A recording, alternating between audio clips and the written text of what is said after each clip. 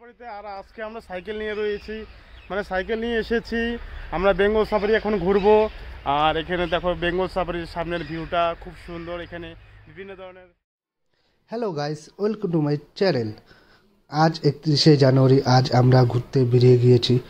আর তোমরা video thumbnail এবং title দেখে বুঝে গিয়েছো আজ আমরা কোথায় যাচ্ছি।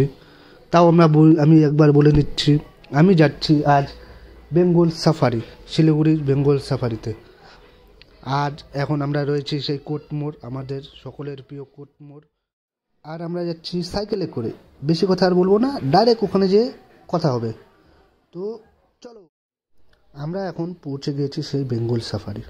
বেঙ্গল সাফারিতে ঢুকতেই আপনারা প্রথমে দেখতে পারবেন একটি বাঘের স্ট্যাচু বা টাইগার। এখানে তোমরা সবাই মিলে ফটো তুলতে পারবেন বা সেলফি জোন বলা হয় এটাকে।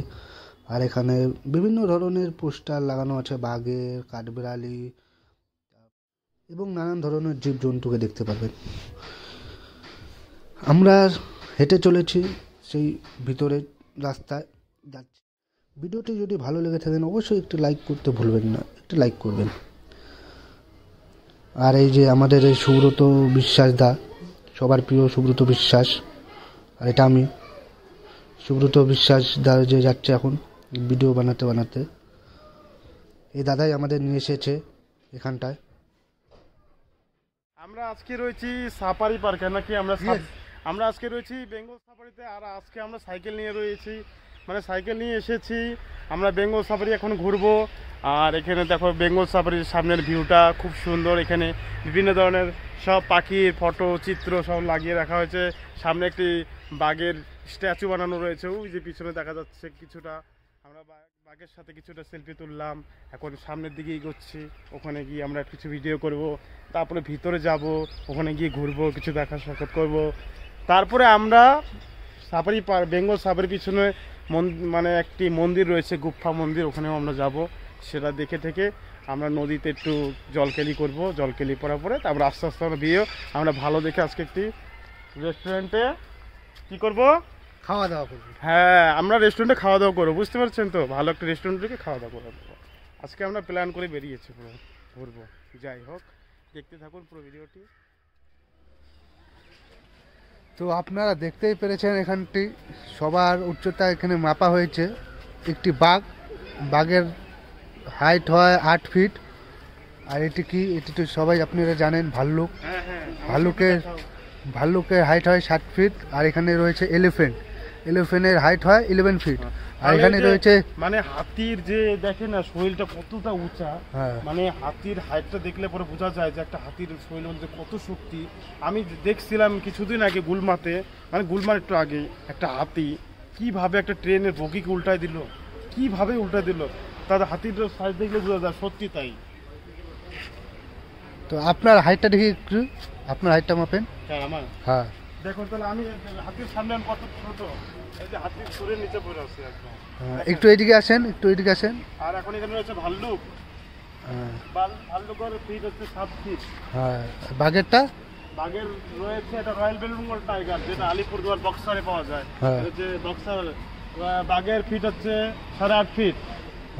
8 ফিট রয়েছে, 8 ফিট। আর হাতির রয়েছে পুরো একদম 12 ফিট। হাতি পুরো 12 ফিট আছে। তুমি এখানে দাঁড়াও, তোমার হাইটটা মেপে নি। আর আমার হচ্ছে 5.5। ঠিকই আছে, পুরো 5.5 লম্বা। এখানেও ভিডিওটি পুরোপুরি দেখতে থাকেন, খুব ভালো লাগবে। চলেন আগে আমরা একটু আগাই।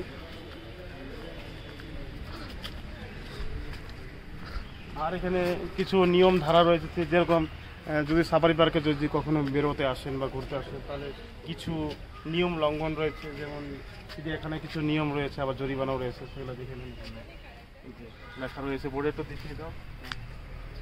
আর এই যে নতুন নতুন কিছু পাখি আনা হয়েছে এবার। এই যে পাখিগুলোর ছবি, নীলকণ্ঠ, এই যে নীলকণ্ঠ পাখি রয়েছে। নীলকণ্ঠ যেটা নাকি চৈত্র মাসে দেখা যায়, মানে আমাদের গাজন উৎসব শুরু হয় এই নীলকণ্ঠ পাখির আওয়াজেই। বাটার ফলও রয়েছে, এই যে বাটার ফল, এই পাখিটাও রয়েছে।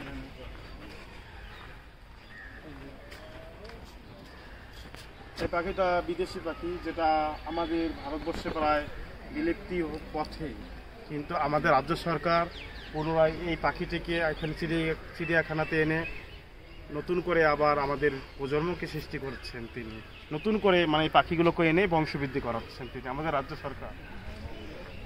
আর আমরা সাইকেল পার্কিং করলাম মাত্র 10 টাকা করে নিল, বাইকে রয়েছে 20 টাকা 30 টাকা করে, যেমন গাড়ি যেমন। আর ভিতরে যদি আপনারা জঙ্গল সাফারি করতে চান, মানে বেঙ্গল সাফারি, মানে খালি জঙ্গলটা ঘুরে দেখবেন, এমনি কিছুটা উঠবেন দেখবেন, তাহলে আপনার লাগবে 50 টাকা। আর যদি আপনি মনে করেন হাতি সাফারি করেন, আপনার লাগবে 400 টাকা। মানে বিভিন্ন রেট ধরে রাখা রয়েছে, 300, 400, 150, গাড়িতে করে ঘুরলে, ট্রেনে ঘুরলে, সাইকেলিং করলে 150 টাকা পড়বে, আরও অনেক টাকা রয়েছে।